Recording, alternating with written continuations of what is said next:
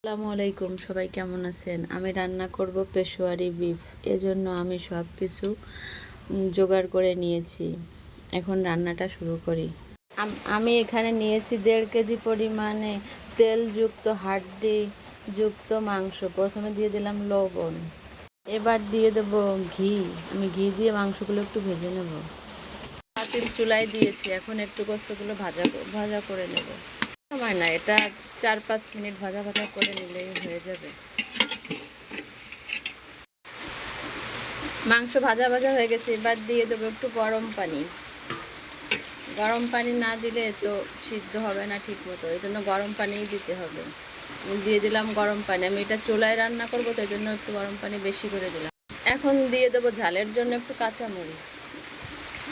এখানে আর কোনো মশলাই আমি দেব না, এগুলো দিয়েই আমি অনেকটা সময় নিয়ে সিদ্ধ করে নেব। দিয়ে দেবো আস্তে আস্তে কয়েকটা পেঁয়াজ, আর দিয়ে দেবো কয়েকটা আস্তা রসুন। আমার গরুর গোশতে রসুন খেতে ভালো লাগে, তাই দিয়ে দিলাম। 50%-এর মতো সেদ্ধ হয়ে গেছে। এখন দিয়ে দেবো বড় বড় করে রাখা আলু, ছেড়ে মিশিয়ে দেব। একেবারে কি মশলা ছাড়া খাওয়া যায়, তাই আমি ঝালের জন্য একটু শুকনো মরিচের গুঁড়া দিয়েছি। এই তো হয়ে গেল আমার পেশোয়ারি বিফ রান্না। আর একটু সময় হলেই হয়ে যাবে। আমার গোস্ত আলু সবই সিদ্ধ হয়ে গেছে। পেশোয়ারিতে এই পর্যায়ে দিয়ে দেব একটু গোলমরিচের গুঁড়া।